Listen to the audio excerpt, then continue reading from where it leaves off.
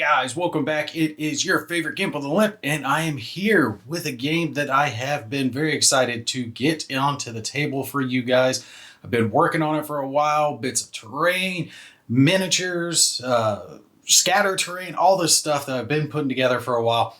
Finally got it to the point to where I could get it onto the table. Of course, if you might recognize it, this is Incountry. Now, the game itself pretty much is this rule book, right? You can play it with your own minis. You can play it with their minis. You can print your own minis. However you really want to play the game. You can play it flat with 2D type terrain, which I'll show you guys. You can create your own terrain. You can buy terrain. The options are really up to you on how you want to do it. What I'm using, and I have laid out in front of you guys, is a culmination of a whole bunch of stuff. Okay, so to kind of show you, I've got their minis. Now, I did the unboxing that showed all the stuff that I got, which was a selection of really cool minis. But the rest of the stuff, this mounted board here in the center, that's actually theirs. The others come from the upzone terrain. I used the just flat desert sided ones to go along with what I've already got going on here. A little bit of asphalt road that's just neoprene mat that I get to roll out. There's actually a little bit of road over there, which you'll be seeing at the side of this town. Besides upzone and in-country, the buildings themselves are ones that I built. I used some stuff that I found online on YouTube, kind of went with it. Hit or miss. I got some okay results after a little while. The whole thing about using the flat panel packs of foam board, cutting it, making the buildings out, right? And you guys can see, you can have a little lip on the buildings, create little staircases, whatnot, all that good stuff. I did find, though, that there is a nice ratio mixture of what I used was like caulking, white glue, and water to get the spackle look. And some did not work as well as others. It took me a little while to get the ratio down. So definitely experiment with it before you start slapping it on the buildings. But they'll look fine for my purposes here. Some of the other stuff that I've got set out is Mantic scatter terrain pieces, like these cars, which I actually think they came out pretty good. I'm using some of that color shifting paint from Vallejo. I know it sounds like an ad, but I'm wanting to kind of acknowledge everything because there's a little bit of everything spread across the table here. So their scatter terrain is like these little pieces all here. And then the little paper boxes, little crate boxes, these are actually from Upzone as well. They were part of the little pack. Now, the cool thing, if you do get like the box set from In-Country, it will have a bunch of building pieces. So you can set these flat on the board to create essentially a building, right? They're double-sided. Some are inside, some are outside. There's even a car on one of these. I have to find, oh, here it is. You know, see that to represent like a car being there, so it can be blocking terrain, all that cool stuff. Some of these are like little small rooms or walkways. I actually use those to create the walkway going right up here through the center. So if you get their box set for the In-Country game, the one that I did the unboxing on, you have everything in it that you need to play the game. The minis, the tokens, dice, cards, rules, a little player aid here. Tells you everything that you need to know to kind of keep track of the game. So you're good. You don't have to have all this 3D type terrain out. But if you do have some 3D type terrain you can put on the board, it's always going to make it look better. Now, before we get started, I kind of want to show you guys some of the minis because I think they came out relatively good, all things considered, my crappy painting skills. This one is our objective. This is the captured guy. This is Mo. Mo was captured because Mo wasn't very bright. He made some mistakes, so now he has been captured by the Hajis, and they're holding him hostage in this little Middle Eastern town here. Now, what I'm going to do is I'm going to step out. There's 4 buildings here, A, B, C, and D. And I'm going to have the wife put him under one of these buildings. And then my ranger team's going to go in and try to rescue him. So he's the hostage. And then for our thing, we've got a bunch of bad guy minis. And I think these actually came out relatively decent once I got them painted up. You can use pretty much whatever colors you want. You just want them to look, like insurgents would, right? AK-47s, different types of body armor, random clothes, hats, scarves, all that cool stuff on them. Huge variety of those guys. Now I've got 12 of them that came with my set, and I've got them spread out across the board, 3 teams of 4. But I'm doing this a little bit different than the game would normally go because it's very, very adaptive. Now for my guys, I have 4 rangers that I'm going to have assaulting the town. They're all working together to try to rescue their buddy, their hostage friend Mo, who got captured because he did dumb stuff. 3 normal guys and then 1 saw gunner. Saw gunner gets extra shots when he engages. But the minis do look good. I'm going to paint these bases black. I did forget to do that. So we're going to do that before we carry on too much farther so they don't stand out too much. But other than that, I really think they came out fairly good for my crappy level of painting skills. And there's even one that has something for close encounters. God, I love that little shuck in there on the back of them. What the hell are we supposed to use, man? Harsh language? I'd like to keep this handy for close encounters. But they look good. I didn't notice this at first, but they even got the Oakleys on, right? High speed, low drag type stuff. So looks really good. Really excited to get these down to the board. So, like I said, for my scenario, I'm going to have 4 of these rangers. Now, along the south side of the road, this road goes all the way across my playing field, village up above it, road, and then these little trees, palm tree looking things. I figured they were deserty enough that I could use them, but they work for my purposes. I line these all up along the south side of the road. And essentially what's happening is these guys are coming across the south side of the road and they are assaulting into the town. The way the game plays, it's very reactive. I think it works really well for back and forth, 2 players going against it, but I've made a few modifications for solo play. One of the things that they didn't include that I wish they would have included was cards for the different levels of teams that you can have because they have different stats. These are called their grips. All right, so you have easy, normal, and hard grips. Basically, whatever that number is, the lower it is, the better. So you see, elite special forces have really, really good stats. 3 is a phenomenal grip. Very easy to roll 3 or higher on a D10.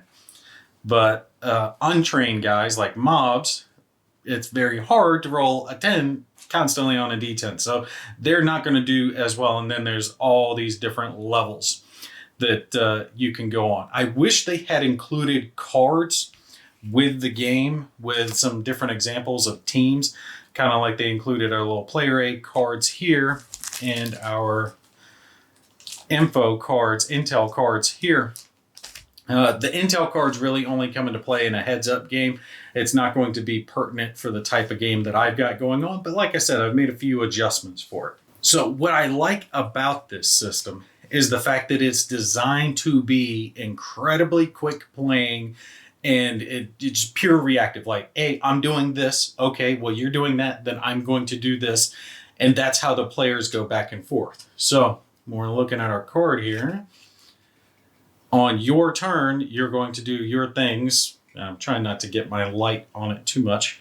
All right, so let's cut our focus light off for just a second. Your turn, it tells you can execute. You can perform a measure with your team. Now, certain tokens are going to change at the start of your turn. You'll see that as we play. But then you'll have 3 things that you can do. You can assault, you can engage, you can reposition. And depending on which one of these you choose to do will determine on whether or not you're getting defensive tokens, whether or not you're shooting, whether or not you're shooting at close range, and then what types of grips that you have to make. But you'll say, I'm doing engaging with these guys. This team is what I'm doing with. Your opponent will have certain options available to them as long as their team isn't suppressed. And they can do things like take cover, which will make them harder to hit, meaning that the assaulting team needs a higher grip to cause a hit. Because if you're just out in the open, good guy shoots at bad guy, well, there's nothing in the way, there's no concealment, so he needs an easy grip to get him. But if he's concealed behind terrain, well, now he's going to be harder to hit. So now you need a normal grip to hit him, which means a higher number. Well, what if he decides to take cover? Well, now he's in cover and concealment, so he's going to be even harder to hit. So now you need a hard grip, the highest number to roll to hit him. That's what these numbers basically mean. Okay, and that's going to come into play with pretty much everything that you do. Same thing with the bad guys. When they get shot, if they take an injury, they have to roll against their grips to see whether or not they're going to receive an injury. If they do, then they can become critically wounded and then they're killed and out of the match. It really is that simple. Like I said, the game is designed for quick play, back and forth type engagements. I'm moving this team here. They're diving into cover behind the truck, and now they're going to engage your team over here. Roger that. Well, they're not taking cover. They're going to counter ambush, so they're going to shoot back, and they'll go back and forth. Injuries will be applied, and then you can even get into close combat and hand-to-hand combat if the enemy models end up engaged, touching bases, basically, with each other. For our purposes, for my little example game here, I've come up with a few little addendums. Now let's cut our light back on so you can see a little bit easier. I'm doing this kind of like Black Hawk Down, Mogadishu type deal, right? Remember the scene where the Delta operators drop out of the helicopter and they're down there on the ground trying to save the one pilot that was still alive, and they're just being swarmed.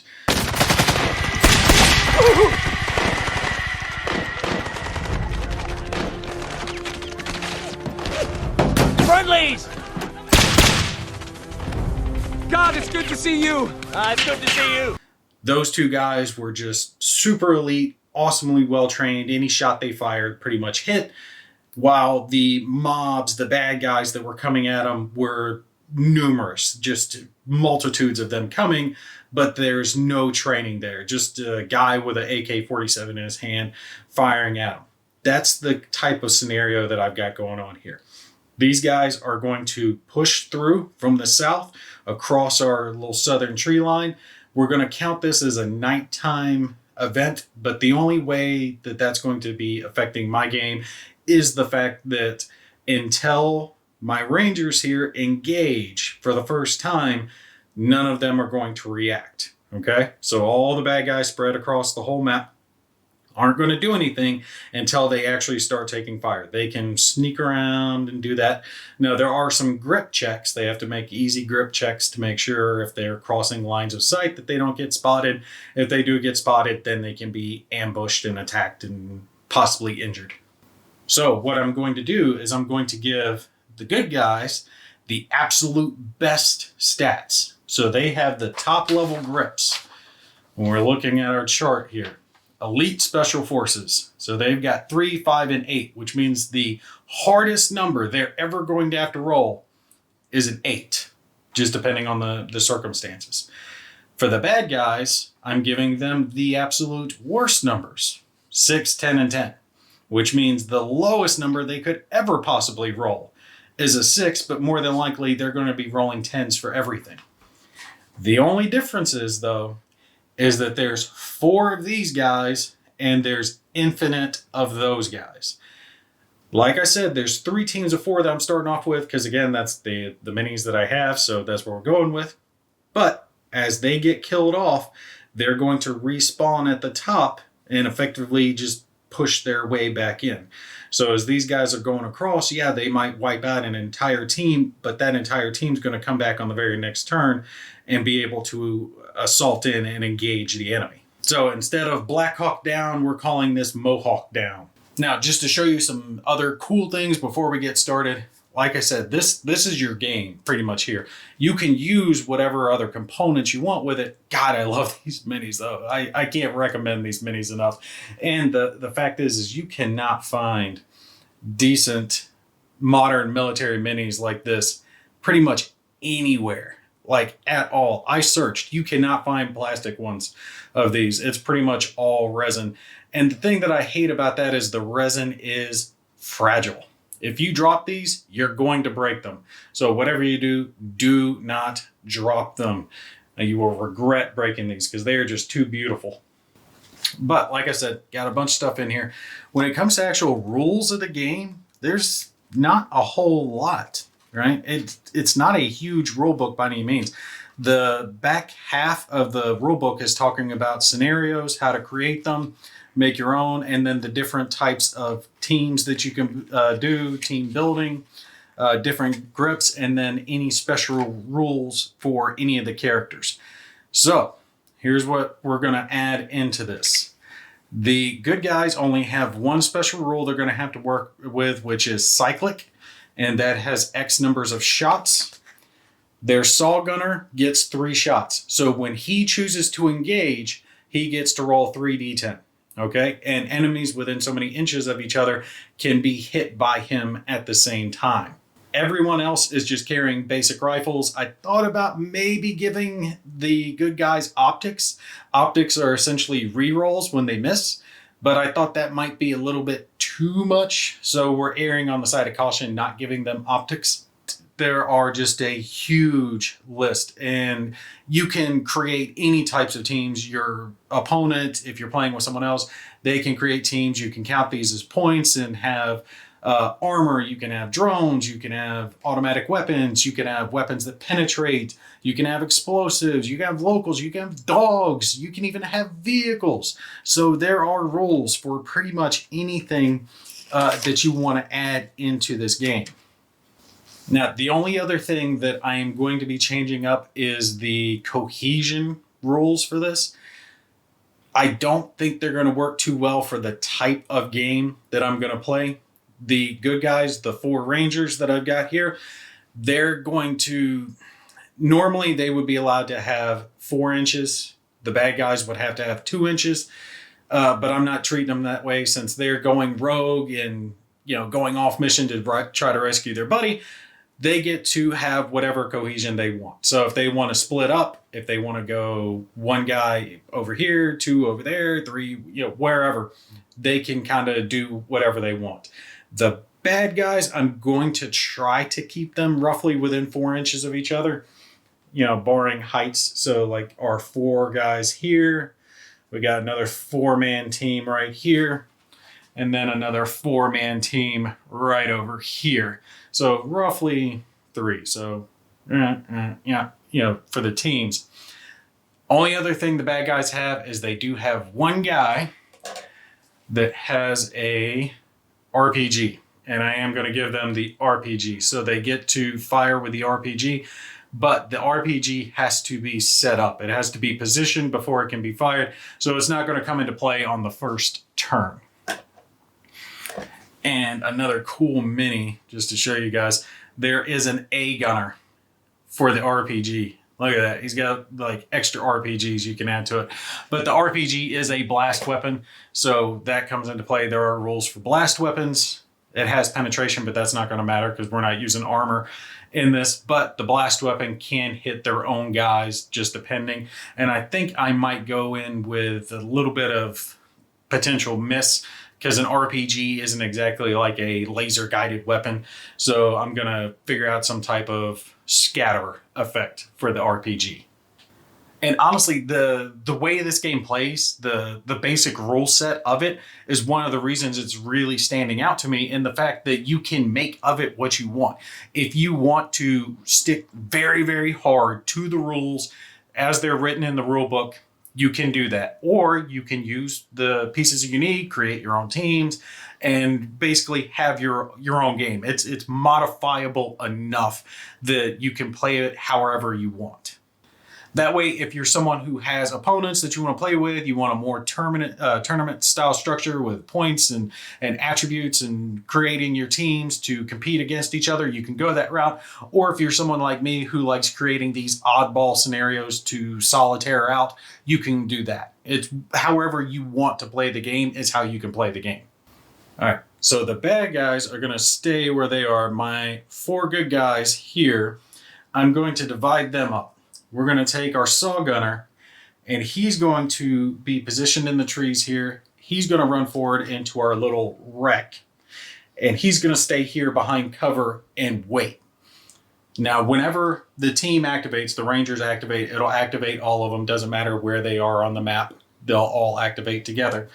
But he's going to stay here so he can provide suppressing fire as the guys move through. The rest, I think I'm going to take the other 3 and have them scoot to the left and come along, and they're just going to start hitting buildings and working their way over as they check these buildings, see if they can find the hostage. And once they get the hostage, the goal will be to scoot back around and come back out and escape into the tree line. When it comes to our bad guys spread out across through here, I am starting them as 3 different teams of 4. Now that does put them at a disadvantage to start with, because the way these insurgent mobs work is that generally speaking, if you have a Ranger fire team, they'll have 4 guys. They have better stats, so they have less guys. An insurgent mob team generally has 6 models in it. I am starting these guys with a little bit less, but they are going to be able to respawn. So if like a team gets wiped out, another team's going to start coming in from the back and pushing on in as well. And at that point, I'll probably bump them up to 5, 6. It'll just depend on how quickly they're getting taken out. If I find that the insurgents are getting too wiped out, then I'll bump up and activate more of them when they have their turn. If I find that they are being a little too good, even though they have bad stats, the mob zombie mentality is working too well, I'll probably stick with the 4. We'll just kind of play that by ear. All right, so we'll finish out this video with just the very first round here as we get started. We're right here at the road on the left side. And what I'm doing is we activate whoever is attacking first. So in this scenario, the Rangers are attacking. All the insurgents are defenders. So they would go second. We only have a single team to activate. And what I am doing is I am doing a reposition. So reposition means you get to move whatever your movement factor is. For these guys, it's 5. For them, it's 4 inches. And then you get to add 2 inches to that and gain a defensive token. So that for them will give them plenty of movement to move up into cover over here. Again, remember, we're not counting this, or this is nighttime, so they're not seen just yet. And since I'm not going with Cohesion, we got our one other guy, our saw gunner, that is dipping down in between these 2 cars here to give him cover. And he is in position to go after these guys. We'll throw down a defensive token because that is what they get since they have moved up and repositioned. They don't get to shoot on this activation. When they take this measure, they don't get to actually engage just yet. Now, these guys, though, are here, and some of them do have sight lines over to this road that they crossed. Especially the guy up here on the roof would be able to see down. So they do have to roll their grip to make sure that they are not spotted.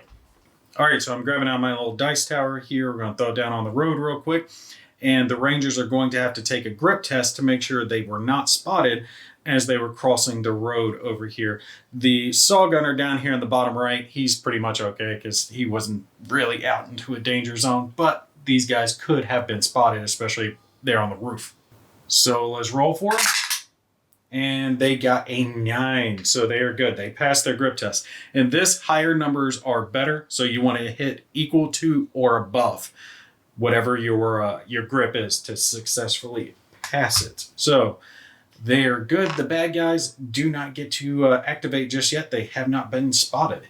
So we'll pick up on the next video with the next start of the Rangers activation. At that point, they're going to start shooting, see if they can wipe out this enemy team to the left so they can rush in, check this building. And that's the thing, it's going to be a little bit slower because if they engage here, they don't get to move. So once they engage, they're going to start taking fire from the right, and anyone that survives here will start shooting at them. So they have to hope to take out enough of these guys to push in, check the building, and then go on. But we'll see how that all plays out for him and whether unending numbers wins or higher skill level is going to win. All right, that's going to be it for me for this one. You guys take care. I will catch you in the next one.